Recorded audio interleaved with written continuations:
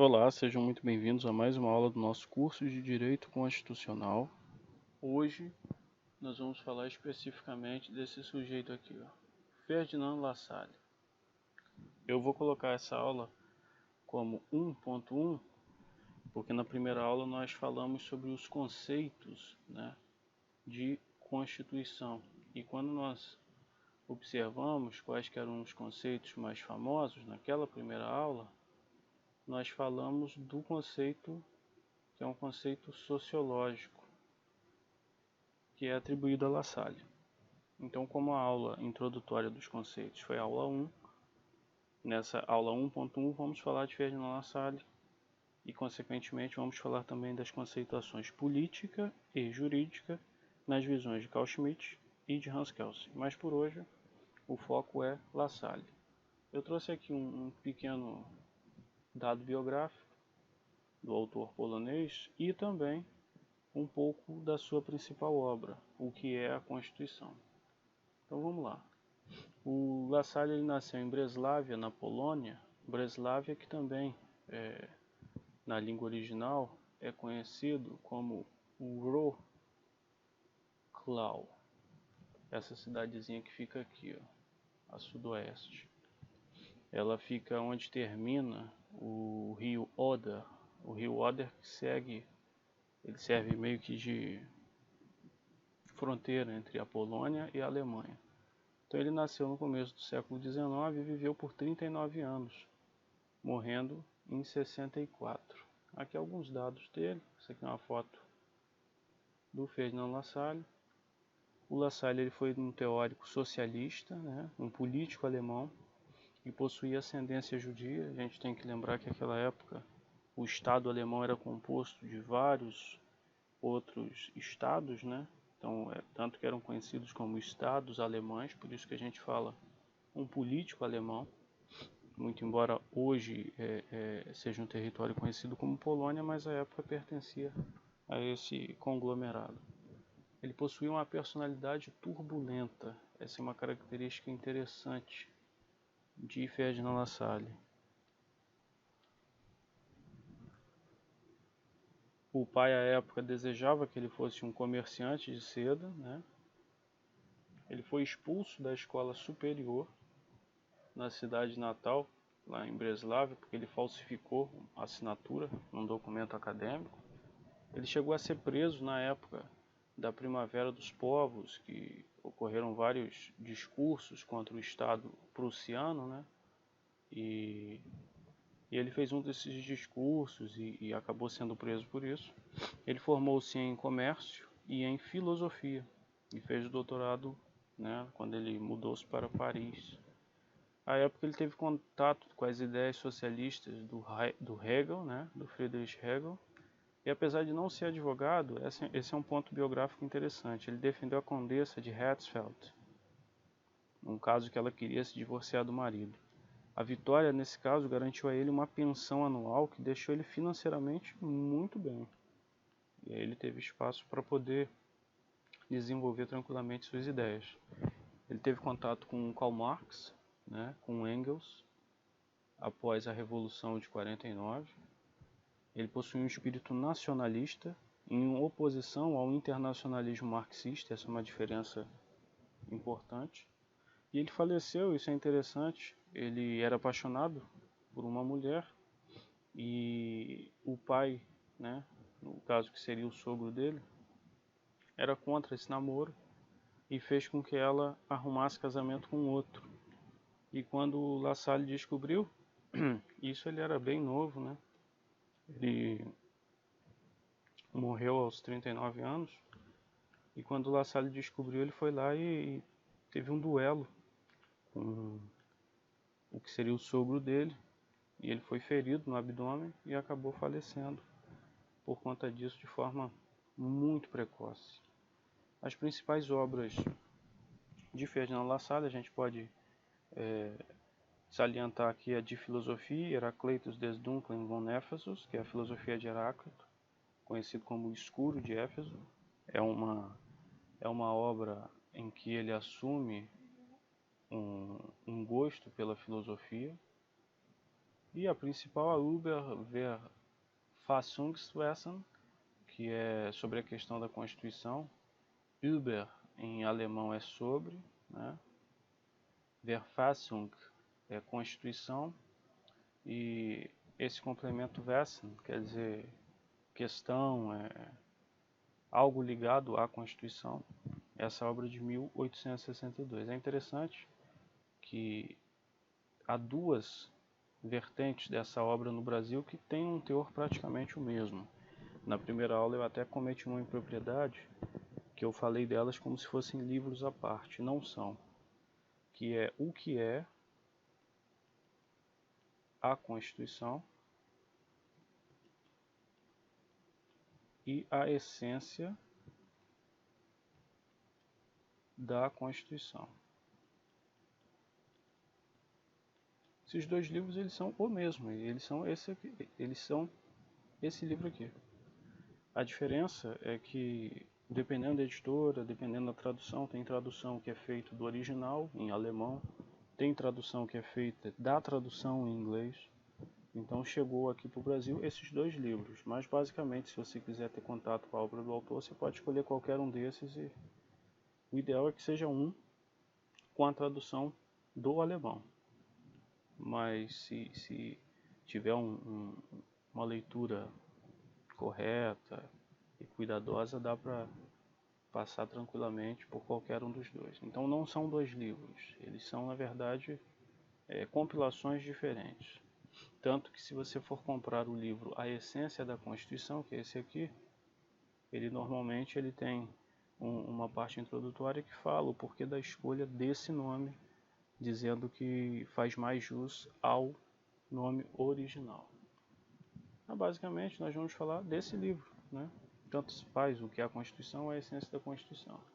Como eu peguei a versão do que é uma Constituição, eu vou falar sobre ele aqui. Falar por alto para explicar quais são as ideias do Fernand Lassalle, né? Aqui é a capa do livro no original, com o nome em alemão, né? Überverfassungswesen. É um livro de 1862. E esse livro ele tem 2 capítulos, mas a gente pode dividi-lo em 3 partes. A primeira, ele fala da força dos fatores reais de poder. É uma parte, eu coloquei aqui teórica, porque ele fala muito num sentido utópico de como deve ser. A segunda, ele dá uma introdução à Revolução dos Estados Alemães, é uma parte prática, ele explica como é que estava Berlim, fala do exército, e na terceira ele fala das consequências dessa revolução. E aí ele faz um apanhado entre a parte prática do que ocorreu e a teórica do que deveria ter ocorrido. O Lassalle, ele começa, para explicar o que é uma Constituição, ele tem que distinguir o que é uma lei e o que é uma Constituição. E o Lassalle ele traz 3 conceitos, 3 definições que explicam o que vem a ser uma Constituição, que a difere de uma lei comum. Ele fala que a Constituição ela tem que ser algo mais fundamental do que a lei, um conceito de importância existencial. É uma norma mais ligada ao Estado, mais ligada a um anseio mais principiológico, mais fundamental nessa terminologia estrita mesmo. E como mais fundamental, ela tem de ser o fundamento das outras leis, é uma origem lógica. Não a origem, como o Kelsen fala, de uma norma dependendo da outra, num esquema piramidal, não. Mas uma origem lógica, ela deve ser o fundamento. Depois dela, todas as outras vêm. As outras devem buscar o seu fundamento de validade nela. Mas lembrando ainda não sob a ótica da teoria pura do direito de Hans Kelsen, mas sob uma ótica sociológica, de como a Constituição é a exposição dos fatores reais de poder, as leis devem buscar nela o fundamento. E a origem desse fundamento, Lassalle ele questiona e ele chama de força ativa. Esse é o fundamento, essa é a origem, melhor dizendo, desse fundamento da Constituição. Ele chama de força ativa. E aí, desenvolvendo mais o pensamento, ele fala que força ativa ele chama de fatores reais de poder. Dá-se o exemplo, ele passa um exemplo bem interessante, de que se todas as constituições prussianas, né, uma época que não tinha internet, era tudo em papel mesmo, elas pegassem fogo em incêndios simultâneos, que o legislador não poderia, ao bel prazer, redigir uma nova Constituição. Aquela nova Constituição, ela deveria se basear em algo, e esse algo é esse fundamento, a força ativa, que ele chama de fatores reais de poder. Aí mais à frente ele vai explicar o que são esses fatores, aí ele elenca partes da sociedade. Ele fala que a monarquia, né, a força do monarca, não permitiria que uma constituição fosse feita contrária aos interesses do monarca. Então o monarca seria também um pouco a constituição.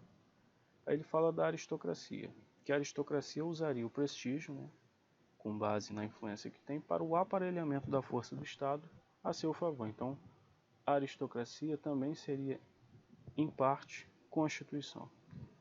Ele fala da grande burguesia, que uma constituição contrária a esses grandes burgueses ocasionaria o fechamento das fábricas e um caos social, ou seja, a Constituição deveria estar de acordo com essa força ativa da burguesia, com o fator real de poder da burguesia, que seria, e ele repete sempre essa terminologia, uma parte da Constituição.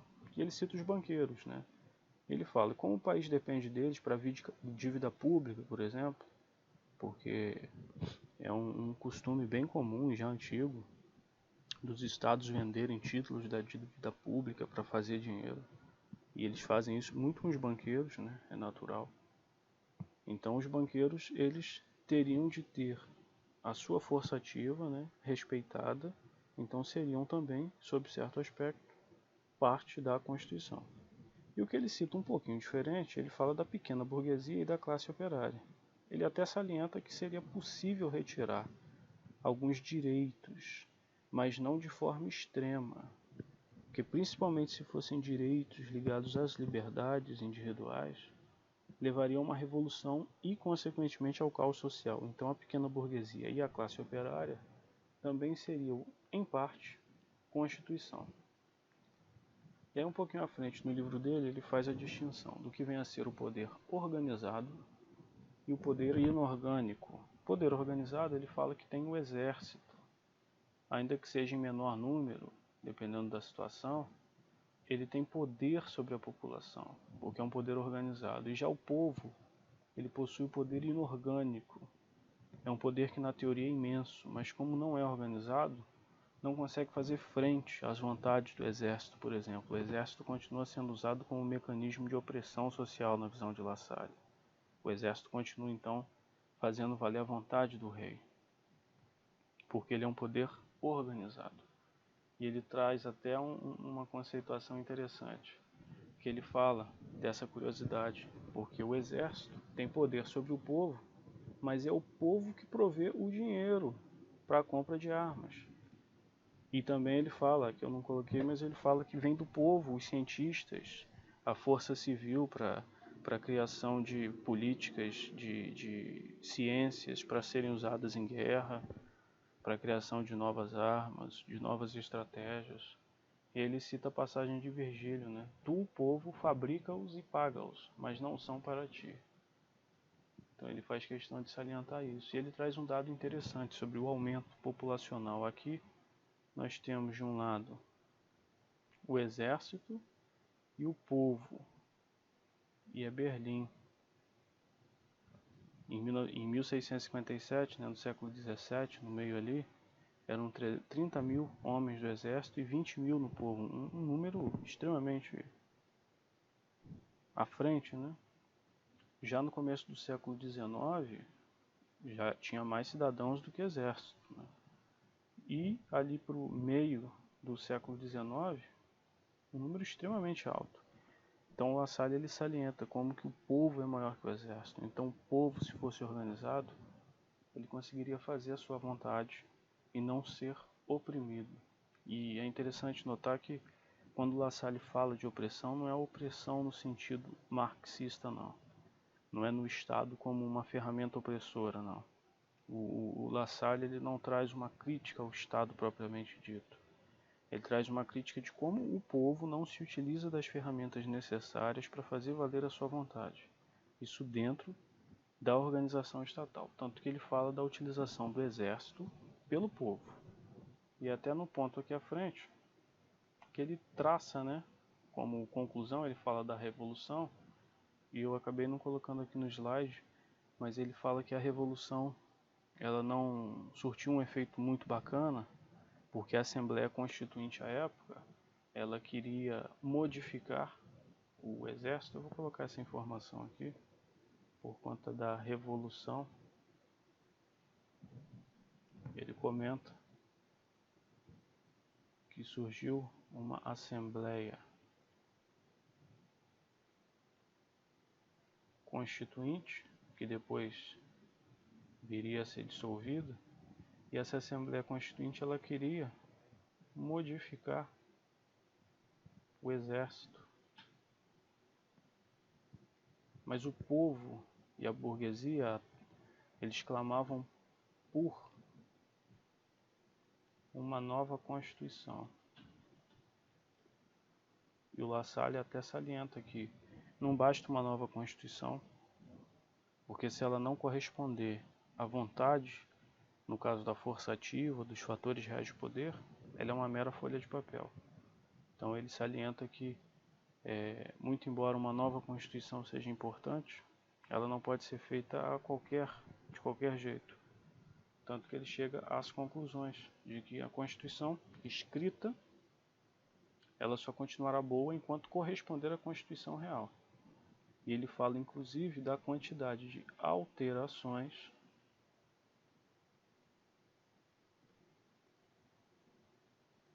da Constituição prussiana. É algo que a gente pode levar até para o nosso dia a dia, por termos uma Constituição de 1988 que já teve mais de uma centena de emendas. O La Salle cita isso como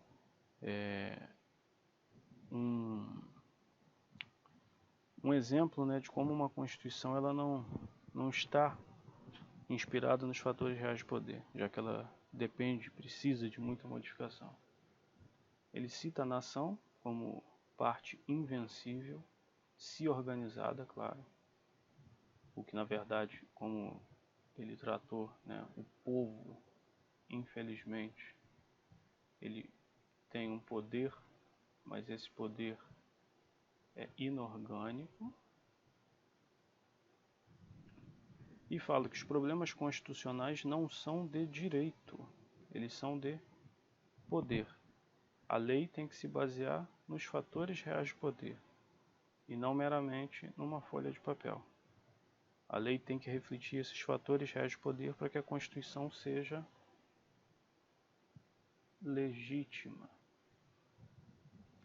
É um livrinho bem curto que o La Salle escreveu. Tem aí menos de 100 páginas, é tranquilo de ler, mas ele traz muito desse pensamento, desse cientista político, né, que acaba cunhando um dos conceitos mais importantes, né, dentro da filosofia do direito, da sociologia do direito, quanto à filosofia política, quanto à construção da Constituição, e certamente o pensamento dele influencia muito. Então, terminamos por aqui. É uma aula bem curta sobre o Ferdinand La Salle. Eu pretendo voltar numa aula posterior falando sobre Carl Schmitt, no conceito político, e também sobre o conceito jurídico de Hans Kelsen, né? Nós vamos dissecar outros livros importantes para a história do direito, mais com essa ligação constitucional, de teoria geral do direito, de teoria geral da política, mas por hora nós ficamos por aqui e vamos dar seguimento a esses conceitos da Constituição nos sentidos sociológico, político e jurídico. Nos vemos na próxima.